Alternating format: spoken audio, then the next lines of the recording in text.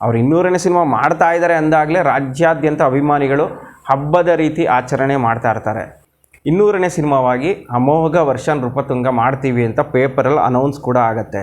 ಆ ಸಿನಿಮಾಗೂ ಸಂಗೀತಂ ಶ್ರೀನಿವಾಸರಾವ್ ಅವರೇ ಡೈರೆಕ್ಟರ್ ಆಗ್ತಾರೆ, ಆದರೆ ಮ್ಯೂಸಿಕ್ ಡೈರೆಕ್ಟರ್ ಚೇಂಜ್ ಆಗ್ತಾರೆ. ರಾಜ್ಯಾದ್ಯಂತ ಕನ್ನಡಪ್ರಭ ಪತ್ರಿಕೆಗಾಗಿ ಬೇಡಿಕೆ, ಯಾಕಂದರೆ ಆ ಅಮೋಘ ವರ್ಷ ನೃಪತುಂಗದ ಜಾಹೀರಾತು ಬಂದಿರುತ್ತೆ.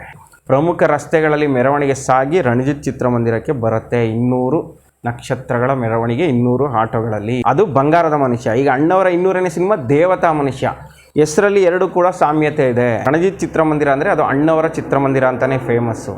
200ನೇ ಸಿನಿಮಾ ಬೇರೆ ಥಿಯೇಟ್ರಿಗೆ ಹಾಕ್ಲೇಬಾರ್ದು ಅಂತೇಳಿ ಗಲಾಟೆ. ಆಗ ಪೇಪರಲ್ಲಿ ಅಮೋಘ ವರ್ಷ ನೃಪತುಂಗದ ಜಾಹೀರಾತು ಬಂದ ಮೇಲೆ ಕರ್ನಾಟಕದ ಬಹುಪಾಲು ಆಟೋಗಳಲ್ಲಿ ಹಿಂಭಾಗದಲ್ಲಿ ನೃಪತುಂಗ ಅಂತಲೇ ಬರ್ಸ್ಕೊಂಡಿರ್ತಾರೆ. ದೇವತಾ ಮನುಷ್ಯ ಸಿನಿಮಾವನ್ನು ರಣಜಿತ್ಗೆ ಹಾಕೋದು ಬೇಡ, ಸಂಯುಕ್ತ ಹೌಸ್ಫುಲ್ ಆಗ್ತಾಯಿದೆ, ಯಾಕೆ ಸುಮ್ಮನೆ ತೆಗೆಯೋದು ಅಂತೇಳಿ ಲಿಡೋ ಥಿಯೇಟ್ರಿಗೆ ಹಾಕಬೇಕು ದೇವತಾ ಮನುಷ್ಯ ಅಂತ ಆಗುತ್ತೆ.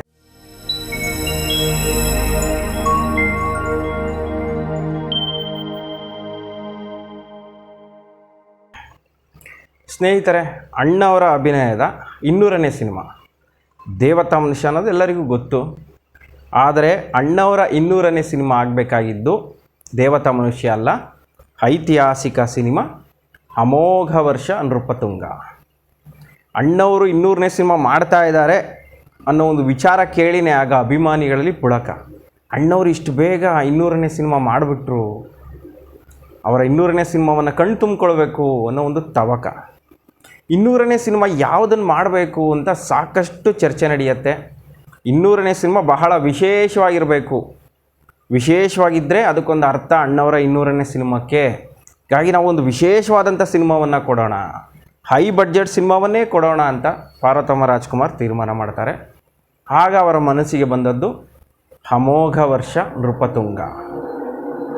ಅಮೋಘ ವರ್ಷ ನೃಪತುಂಗ ಸಿನಿಮಾ ಮಾಡಬೇಕು ಅಂತ 25-30 ವರ್ಷಗಳಿಂದ ಪಾರ್ವತಮ್ಮನವ್ರಿಗೆ ಆಸೆ. ಈ ಒಂದು ಸಿನಿಮಾವನ್ನು ನಾನು ಮಾಡಬೇಕು, ಯಜಮಾನರು ಇದರಲ್ಲಿ ಆ್ಯಕ್ಟ್ ಮಾಡಬೇಕು ಅಂತ ಅವರ ಆಸೆ. ಅದೇ ಆಸೆ ಅಣ್ಣವ್ರಿಗೂ ಕೂಡ ಇರುತ್ತೆ. ಈ ಒಂದು ಐತಿಹಾಸಿಕ ಸಿನಿಮಾದಲ್ಲಿ ನಾನು ಅಭಿನಯವನ್ನು ಮಾಡಿದ್ರೆ ನನ್ನ ಜನ್ಮ ಸಾರ್ಥಕ ಅಂತ ಅಣ್ಣವರ ಒಂದು ಆಸೆ. ಆ ಆಸೆಯನ್ನು ಪೂರೈಸಬೇಕು, ಅದು 200ನೇ ಸಿನಿಮಾ ಆಗಬೇಕು ಅಂತೇಳಿ ಪಾರ್ವತಮ್ಮನವರು ತೀರ್ಮಾನ ಮಾಡ್ತಾರೆ. 200ನೇ ಸಿನಿಮಾವಾಗಿ ಅಮೋಘ ವರ್ಷ ನೃಪತುಂಗ ಮಾಡ್ತೀವಿ ಅಂತ ಪೇಪರಲ್ಲಿ ಅನೌನ್ಸ್ ಕೂಡ ಆಗುತ್ತೆ. ಕನ್ನಡಪ್ರಭ ಪತ್ರಿಕೆಯಲ್ಲಿ ಜಾಹೀರಾತು ಕೂಡ ಬರುತ್ತೆ. ನಮ್ಮ ತಂದೆ ಇವತ್ತಿಗೂ ನೆನೆಸ್ಕೋತಾರೆ.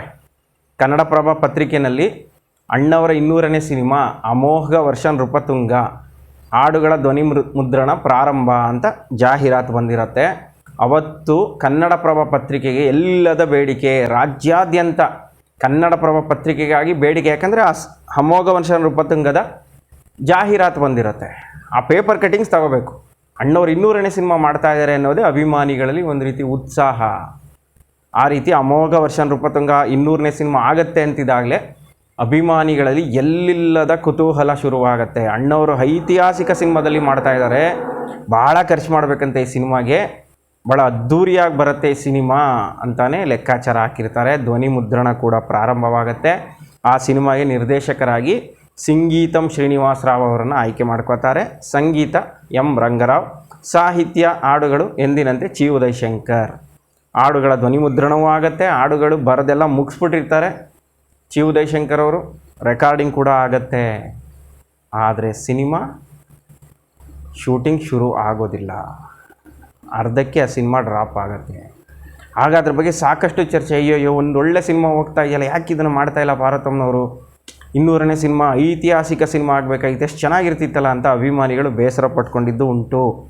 ಆದರೆ ಪಾರ್ವತಮ್ಮನವರು ಸದ್ಯಕ್ಕೆ ಈ ಸಿನಿಮಾ ಡ್ರಾಪ್ ಮಾಡಿದ್ವಿ, ಮತ್ತೆ ಶುರು ಮಾಡ್ತೀನಿ, ಈಗ ಯಾಕೋ ಸ್ವಲ್ಪ ಇನ್ನೂ ಪ್ರಿಪ್ರೇಷನ್ ಬೇಕು, ಈ ಸಿನಿಮಾನ ಹೇಗಂದ್ರೆ ತೆಗೆಯೋದಕ್ಕಾಗಲ್ಲ, ಭಾಳ ಅದ್ಭುತವಾಗೇ ತೆಗಿಬೇಕು. ಇದು ನಮ್ಮ ಭರತಖಂಡದ ಪ್ರಮುಖ ರಾಜ ಅಮೋಘ ವರ್ಷನ ಬಗ್ಗೆ ಇರುವಂತಹ ಸಿನಿಮಾ. ಆತ ಇಡೀ ಭಾರತದಲ್ಲೇ ಅತಿ ಹೆಚ್ಚು ಆಳ್ವಿಕೆ ನಡೆಸಿರುವಂತಹ ಮಹಾರಾಜ. 64 ವರ್ಷಗಳ ಕಾಲ ರಾಜ್ಯವನ್ನು ಆಳ್ವಿಕೆ ಮಾಡಿದಂತಹ ಒಂದು ಕೀರ್ತಿಗೆ ಅಮೋಘ ವರ್ಷ ಪಾತ್ರರಾಗ್ತಾರೆ. ಅಂತಹ ಮಹನೀಯನ ಸಿನಿಮಾವನ್ನು ತೆಗಿಬೇಕು ಅಂದರೆ ನಾವು ಭಾಳ ಎಚ್ಚರಿಕೆಯಿಂದ ತೆಗಿಬೇಕು. ಇನ್ನೂ ಪ್ರಿಪ್ರೇಷನ್ ಆಗಲಿ, ಮುಂದೆ ತೆಗೆಯೋಣ ಅಂತ ಹೇಳ್ಬಿಟ್ಟು ಆ ಸಿನಿಮಾನ ಡ್ರಾಪ್ ಮಾಡ್ತಾರೆ. 200ನೇ ಸಿನಿಮಾವಾಗಿ ದೇವತಾ ಮನುಷ್ಯವನ್ನು ಆಯ್ಕೆ ಮಾಡ್ಕೋತಾರೆ. ಸಿಂಗೀತಂ ಶ್ರೀನಿವಾಸರಾವ್ ಅವರಿಗೆ ದೇವತಾ ಮನುಷ್ಯ ಸಿನಿಮಾದ ಜವಾಬ್ದಾರಿಯನ್ನು ಕೊಡ್ತಾರೆ. ಅವರೇ ಆ ಸಿನಿಮಾದ ನಿರ್ದೇಶಕರು ಮತ್ತು ಕಥೆಗಾರರು.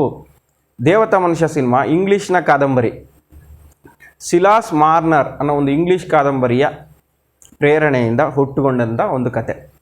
ಆ ಕಾದಂಬರಿಯ ಆಧಾರದ ಮೇಲೆ ಸಿಂಗೀತಂ ಶ್ರೀನಿವಾಸರಾವ್ ಅವರು ಒಂದು ಕಥೆಯನ್ನು ರಚನೆ ಮಾಡ್ತಾರೆ. ಅದೇ ದೇವತಾ ಮನುಷ್ಯವಾಗಿ ಅಣ್ಣವರ 200ನೇ ಸಿನಿಮಾವಾಗಿ ತೆರೆ ಕಾಣುತ್ತೆ.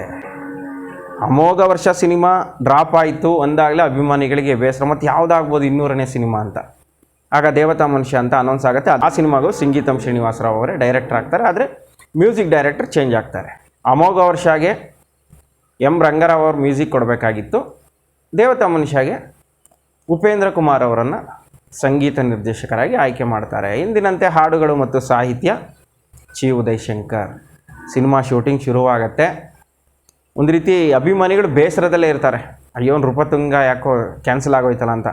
ಆಗ ಪೇಪರಲ್ಲಿ ಅಮೋಘ ವರ್ಷ ನೃಪತುಂಗದ ಜಾಹೀರಾತು ಬಂದ ಮೇಲೆ ಕರ್ನಾಟಕದ ಬಹುಪಾಲು ಆಟೋಗಳಲ್ಲಿ ಹಿಂಭಾಗದಲ್ಲಿ ನೃಪತುಂಗ ಅಂತಲೇ ಬರ್ಸ್ಕೊಂಡಿರ್ತಾರೆ. ಅಣ್ಣವರ ಒಂದು ಫೋಟೋ, ಅದ್ರ ಪಕ್ಕದಲ್ಲಿ ನೃಪತುಂಗ ಅಂತ ಪೇಂಟು. ಎಲ್ಲೆಡೆ ರಾರಾಜಿಸ್ತಾ ಇರುತ್ತೆ. ಅದೇ 200ನೇ ಸಿನಿಮಾ ಅಂತ ಅಭಿಮಾನಿಗಳು ಫಿಕ್ಸ್ ಆಗಿಬಿಟ್ಟಿರ್ತಾರೆ. ಆದರೆ ಕಾರಣಾಂತರದಿಂದ ಡ್ರಾಪ್ ಆಗಿ ದೇವತಾ ಮನುಷ್ಯ 200ನೇ ಸಿನಿಮಾ ಆಗುತ್ತೆ. ಶೂಟಿಂಗು ಶುರುವಾಗುತ್ತೆ. ಶೂಟಿಂಗ್ ಮುಗಿಯೋ ತನಕನೂ ಅಭಿಮಾನಿಗಳಿಗೆ ಕಾತರ. ದೇವತಾ ಮನುಷ್ಯ ಯಾವಾಗ ಕಣ್ಣು ತುಂಬ್ಕೋತೀವೋ, ಯಾಕಂದರೆ ಬಂಗಾರದ ಮನುಷ್ಯ ಕನ್ನಡ ಚಿತ್ರರಂಗದಲ್ಲಿ ಭರ್ಜರಿ ಯಶಸ್ಸನ್ನು ಗಳಿಸಿದಂತಹ ಸಿನಿಮಾ ಅದು ಬಂಗಾರದ ಮನುಷ್ಯ. ಈಗ ಅಣ್ಣವರ 200ನೇ ಸಿನಿಮಾ ದೇವತಾ ಮನುಷ್ಯ. ಹೆಸರಲ್ಲಿ ಎರಡೂ ಕೂಡ ಸಾಮ್ಯತೆ ಇದೆ. ಇದು ಕೂಡ ಬಂಗಾರದ ಮನುಷ್ಯನಷ್ಟೇ ಅದ್ಭುತವಾಗಿ ಮೂಡಿ ಬರುತ್ತೆ ಅನ್ನೋದು ಅಭಿಮಾನಿಗಳ ನಂಬಿಕೆ. ಆದರೆ ದೇವತಾ ಮನುಷ್ಯ ಅಭಿಮಾನಿಗಳು ಏನು ನಿರೀಕ್ಷೆ ಇಟ್ಟಿದ್ರೋ ಆ ಮಟ್ಟಿನ ಒಂದು ಕದರ್ ಇರೋದಿಲ್ಲ ಆ ಸಿನಿಮಾದಲ್ಲಿ. ಒಂದು ರೀತಿ ಸಾಧಾರಣವಾಗಿದ್ಬಿಡುತ್ತೆ ಕತೆ. ಅದು 200ನೇ ಸಿನಿಮಾ ಆಗಬಾರ್ದಾಗಿತ್ತು ಅಂತ ಎಷ್ಟೋ ಜನ ಅಂದ್ಕೊಂಡಿದ್ದುಂಟು. ಆದರೆ ಅಣ್ಣವರ 200ನೇ ಸಿನಿಮಾ ಅಂದರೆ ಇನ್ನೂ ಭರ್ಜರಿ ಸಕ್ಸಸ್ ಆಗಬೇಕಾಗಿತ್ತು. ಅಂತಹ ಒಂದು ಯಶಸ್ಸು ದೇವತಾ ಮನುಷ್ಯನಿಗೆ ಸಿಗೋದಿಲ್ಲ. ಕರ್ನಾಟಕದ 2-3 ಕೇಂದ್ರಗಳಲ್ಲಿ ಅದು 100 ಡೇಸ್ ಹೋಗುತ್ತೆ. ಮೈಸೂರಿನಲ್ಲಿ ರಣಜಿತ್, ಬೆಂಗಳೂರಿನಲ್ಲಿ ಅಭಿನಯ ಚಿತ್ರಮಂದಿರದಲ್ಲಿ 100 ಡೇಸ್ ಹೋಗುತ್ತೆ. ಹಲವು ಕೇಂದ್ರಗಳಲ್ಲಿ 50 ದಿನ ಪ್ರದರ್ಶನ ಆಗುತ್ತೆ. ನಾನು ದೇವತಾ ಮನುಷ್ಯ ಸಿನಿಮಾ ರಿಲೀಸ್ ಆದಾಗ ನಡೆದಂತಹ ಒಂದು ಕೆಲವು ವಿಚಾರಗಳನ್ನು ನಿಮಗೆ ತಿಳಿಸ್ತೀನಿ. ಅಣ್ಣವರ 200ನೇ ಸಿನಿಮಾ ಅಂದರೆ ಅಭಿಮಾನಿಗಳಿಗೆ ಹಬ್ಬ. ಅದು ಅವ್ರು 200ನೇ ಸಿನಿಮಾ ಮಾಡ್ತಾ ಇದ್ದಾರೆ ಅಂದಾಗಲೇ ರಾಜ್ಯಾದ್ಯಂತ ಅಭಿಮಾನಿಗಳು ಹಬ್ಬದ ರೀತಿ ಆಚರಣೆ ಮಾಡ್ತಾ ಇರ್ತಾರೆ. ಆ ಟೈಮ್ನಲ್ಲಿ ಈ ಸಿನಿಮಾ ರಿಲೀಸ್ ಆಗುತ್ತೆ. ರಿಲೀಸ್ ಆದಾಗ ಇವತ್ತಿಗೂ ನಮ್ಮ ತಂದೆಯವರು ಮತ್ತು ರಣಜಿತ್ ಚಿತ್ರಮಂದಿರದಲ್ಲಿ ಕೆಲಸ ಮಾಡ್ತಿದ್ದಂಥವ್ರು ಇವತ್ತಿಗೂ ಅದನ್ನು ನೆನಪು ಮಾಡ್ಕೋತಾರೆ.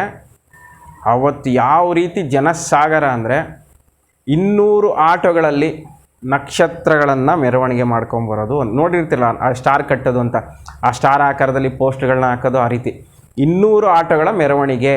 ಮೈಸೂರು ರಣಜಿತ್ ಥಿಯೇಟ್ರ್ ಇರೋದು ಪ್ರಮುಖ ರಸ್ತೆಯಲ್ಲಿ, ಬೆಂಗಳೂರು ನೀಲಗಿರಿ ರಸ್ತೆಯಲ್ಲಿ ಆ ಥಿಯೇಟ್ರ್ ಇರೋದು. ಆ ಥಿಯೇಟ್ರು ಫುಲ್ಲು ಆಟೋಮಯ. 200 ಆಟೋ ಅಂದರೆ ನೀವೇ ಲೆಕ್ಕ ಹಾಕ್ಕೊಳ್ಳಿ ಎಲ್ಲಿ ಗಂಟ ನಿಂತಿರುತ್ತೆ 200 ಆಟೋ ಮೆರವಣಿಗೆ ಅಂದರೆ. ಕೋಟೆ ಆಂಜನೇಯ ಸ್ವಾಮಿ ದೇವಸ್ಥಾನದಿಂದ ಶುರುವಾಗುತ್ತಂತೆ ಮೆರವಣಿಗೆ. ಪ್ರಮುಖ ರಸ್ತೆಗಳಲ್ಲಿ ಮೆರವಣಿಗೆ ಸಾಗಿ ರಣಜಿತ್ ಚಿತ್ರಮಂದಿರಕ್ಕೆ ಬರುತ್ತೆ. 200 ನಕ್ಷತ್ರಗಳ ಮೆರವಣಿಗೆ 200 ಆಟೋಗಳಲ್ಲಿ. ಅದು ಆವತ್ತಿನ ದಿನಕ್ಕೆ ಬಹುದೊಡ್ಡ ದಾಖಲೆ. ಅದು ಕೇವಲ ಮೈಸೂರು ಮಾತ್ರ ಅಲ್ಲ, ಬೆಂಗಳೂರಿನಲ್ಲೂ ಅದೇ ರೀತಿ, ಹುಬ್ಬಳ್ಳಿನಲ್ಲೂ ಅದೇ ರೀತಿ ಆಟೋಗಳಲ್ಲಿ ನಕ್ಷತ್ರಗಳ ಮೆರವಣಿಗೆ. ದೇವತಾ ಮನುಷ್ಯನನ್ನು ಅದ್ಧೂರಿಯಾಗಿ ಸ್ವಾಗತ ಮಾಡ್ಕೋಬೇಕು ಅಂತೇಳಿ ಅಭಿಮಾನಿಗಳು ತುದಿಗಾಲಲ್ಲಿ ನಿಂತಿರ್ತಾರೆ. ಅದ್ಧೂರಿಯಾಗಿ ಅಣ್ಣವರ 200ನೇ ಸಿನಿಮಾವನ್ನು ಸ್ವಾಗತ ಮಾಡ್ಕೋತಾರೆ. ಈ ರೀತಿ ದೇವತಾ ಮನುಷ್ಯ 88ರಲ್ಲಿ ರಿಲೀಸ್ ಆಗುವಂಥದ್ದು. ಅಭಿಮಾನಿಗಳು ಅಣ್ಣವರ 200ನೇ ಸಿನಿಮಾ ಕಣ್ಣು ತುಂಬ್ಕೋಬೇಕು ಅಂತ ಕಾಯ್ತಾ ಇರುವಾಗ ಆ ಸಿನಿಮಾ ರಿಲೀಸ್ ಆಗುತ್ತೆ. ಸಿನಿಮಾ ಭರ್ಜರಿ ಓಪನಿಂಗ್ ಪಡೆಯುತ್ತೆ. ಮೈಸೂರಿನಲ್ಲಿ ರಣಜಿತ್, ಲಕ್ಷ್ಮಿ, ಬೆಂಗಳೂರಿನಲ್ಲಿ ಅಭಿನಯ ಮೇನ್ ಥಿಯೇಟ್ರು, ಅಭಿನಯ ಸೇರಿದಂತೆ ಹಲವು ಚಿತ್ರಮಂದಿರಗಳಲ್ಲಿ ಬಿಡುಗಡೆ ಆಗುತ್ತೆ. ನಮ್ಮ ಮೈಸೂರಿನ ಮಟ್ಟಿಗೆ ಹೇಳಬೇಕು ಅಂದರೆ ದೇವತಾ ಮನುಷ್ಯ ಸಿನಿಮಾದ ಬಗ್ಗೆ, ದೇವತಾ ಮನುಷ್ಯ ಸಿನಿಮಾ ರಿಲೀಸ್ ಆಗುವ ಟೈಮ್ನಲ್ಲಿ ರಣಜಿತ್ ಚಿತ್ರಮಂದಿರದಲ್ಲಿ ಸಂಯುಕ್ತ ಸಿನಿಮಾ ಪ್ರದರ್ಶನವಾಗ್ತಾ ಇರುತ್ತೆ. ಸಂಯುಕ್ತ ಆಗ 9ನೇ ವಾರದಲ್ಲಿ ಪ್ರದರ್ಶನವಾಗ್ತಾ ಇರುತ್ತೆ. 9ನೇ ವಾರದಲ್ಲೂ ಸಂಯುಕ್ತ ಹೌಸ್ಫುಲ್ ಆಗ್ತಾ ಇರುತ್ತೆ. ಹೀಗಾಗಿ ದೇವತಾ ಮನುಷ್ಯ ಸಿನಿಮಾವನ್ನು ರಣಜಿತ್ಗೆ ಹಾಕೋದು ಬೇಡ, ಸಂಯುಕ್ತ ಹೌಸ್ಫುಲ್ ಆಗ್ತಾಯಿದೆ, ಯಾಕೆ ಸುಮ್ಮ ತೆಗೆಯೋದು ಅಂತೇಳಿ ಲಿಡೋ ಥಿಯೇಟ್ರಿಗೆ ಹಾಕಬೇಕು ದೇವತಾ ಮನುಷ್ಯ ಅಂತ ಆಗುತ್ತೆ. ಆದರೆ ಅಭಿಮಾನಿಗಳು ಒಪ್ಪೋದೇ ಇಲ್ಲ. 200ನೇ ಸಿನಿಮಾ ಮೈಸೂರಿನಲ್ಲಿ ರಣಜಿತ್ ಚಿತ್ರಮಂದಿರಕ್ಕೆ ಬರಬೇಕು. ರಣಜಿತ್ ಚಿತ್ರಮಂದಿರ ಅಂದರೆ ಅದು ಅಣ್ಣವರ ಚಿತ್ರಮಂದಿರ ಅಂತಲೇ ಫೇಮಸ್ಸು. 200ನೇ ಸಿನಿಮಾ ಬೇರೆ ಥಿಯೇಟ್ರಿಗೆ ಹಾಕಲೇಬಾರ್ದು ಅಂತೇಳಿ ಗಲಾಟೆ. ಜೊತೆಗೆ ಪಾರ್ವತಮ್ಮನವ್ರಿಗೂ ಕೂಡ 200ನೇ ಸಿನಿಮಾ ಅಲ್ಲಿಗೆ ಹಾಕೋಣ ಅಂತೇಳಿ ಕಡೆಗೆ ರಣಜಿತ್ ಚಿತ್ರಮಂದಿರಕ್ಕೆ 3 ಪ್ರದರ್ಶನ ಬರುತ್ತೆ. ಮಾರ್ನಿಂಗ್ ಶೋ ಸಂಯುಕ್ತ ಕಂಟಿನ್ಯೂ ಆಗುತ್ತೆ. 3 ಪ್ರದರ್ಶನದಲ್ಲಿ ರಂಜಿತ್ನಲ್ಲಿ 15 ವಾರ ಕಂಪ್ಲೀಟ್ ಆಗುತ್ತೆ. ಅದೇ ರೀತಿ ಬೆಂಗಳೂರು ಅಭಿನಯದಲ್ಲೂ ಕೂಡ ದೇವತಾ ಮನುಷ್ಯ 100 ಡೇಸ್ ಹೋಗುತ್ತೆ. ಆ ಸಿನಿಮಾ ರಿಲೀಸ್ಗೂ ಮುಂಚೆ ಹಲವು ವಿಚಾರಗಳಿಂದ ಕುತೂಹಲ ಮೂಡಿಸುವಂಥದ್ದು. ಒಂದು, ಅಮೋಘ ವರ್ಷ ನೃಪತುಂಗ ಸಿನಿಮಾವನ್ನು ನಿರ್ದೇಶನ ಮಾಡಬೇಕಾಗಿದ್ದಂತಹ ಸಂಗೀತಂ ಶ್ರೀನಿವಾಸರಾವ್ ಅವರೇ ಆ ಸಿನಿಮಾದ ಡೈರೆಕ್ಟರ್ ಆಗಿರ್ತಾರೆ. ಅವರ ಅಣ್ಣವರ 6 ಸಿನಿಮಾಗಳನ್ನು ನಿರ್ದೇಶನ ಮಾಡಿರ್ತಾರೆ. ಹಾಲು ಜೇನು, ಚಲಿಸುವ ಮೋಡಗಳು, ಜ್ವಾಲಾಮುಖಿ, ಶ್ರಾವಣ ಬಂತು, ಭಾಗ್ಯದ ಲಕ್ಷ್ಮೀ ಬಾರಮ್ಮ ಮತ್ತು 2 ನಕ್ಷತ್ರಗಳು. ಈ ಎಲ್ಲವೂ ಕೂಡ ಸೂಪರ್ ಹಿಟ್ ಸಿನಿಮಾಗಳೇ. ಹೀಗಾಗಿ ಈ ಸಿನಿಮಾದ ಮೇಲೂ ಸಾಕಷ್ಟು ನಿರೀಕ್ಷೆ. ಈಗ ಆನಂದ್ ಸಿನಿಮಾವನ್ನು ಕೂಡ ಸಂಗೀತಂ ಅವರು ನಿರ್ದೇಶನ ಮಾಡಿರ್ತಾರೆ. ಅದು ಕೂಡ ಸೂಪರ್ ಡೂಪರ್ ಹಿಟ್ ಆಗಿರುತ್ತೆ. ಹೀಗಾಗಿ ದೇವತಾ ಮನುಷ್ಯ ಕೂಡ ಅದ್ಭುತವಾಗಿ ಮೂಡಿ ಬರುತ್ತೆ ಅಂಥೇಳಿ ಎಲ್ಲಿಲ್ಲದ ಕುತೂಹಲ ಶುರುವಾಗುತ್ತೆ. ಮತ್ತು ಆ ಸಿನಿಮಾದಲ್ಲಿ ಸುಧಾರಾಣಿ ಅವರು ಅಣ್ಣವರ ಮಗಳಾಗಿ ಆ್ಯಕ್ಟ್ ಮಾಡ್ತಿರ್ತಾರೆ. ಸುಧಾರಾಣಿಯವರು ಆನಂದ್ ಮನಮೆಚ್ಚಿದ ಹುಡುಗಿ ಸಿನಿಮಾಗಳ ಮೂಲಕ ಆಗಾಗಲೇ ಹೆಸರು. ಹೀಗಾಗಿ ಅವರು ಆ ಸಿನಿಮಾದಲ್ಲಿ ಅಣ್ಣವರ ಮಗಳ ಪಾತ್ರದಲ್ಲಿ ಮಾಡ್ತಿರೋದು ಕೂಡ ಆ ಸಿನಿಮಾ ಕ್ರಿಯೇಟ್ ಆಗಲಿಕ್ಕೆ ಕಾರಣವಾಗುತ್ತೆ. ಸಿನಿಮಾ ಭರ್ಜರಿ ಓಪನಿಂಗ್ ಪಡೆಯುತ್ತೆ. ಮೊದಲ 50 ದಿನ ಅದ್ಧೂರಿಯಾಗಿ ಪ್ರದರ್ಶನವಾಗುತ್ತೆ. 50 ದಿನದ ನಂತರ ಸ್ವಲ್ಪ ಕಲೆಕ್ಷನ್ ಡ್ರಾಪ್ ಆಗುತ್ತೆ. ಕಡೆಗೆ ಬೆಂಗಳೂರು ಮತ್ತು ಮೈಸೂರಿನಲ್ಲಿ 100 ಡೇಸ್ ಹೋಗುತ್ತೆ.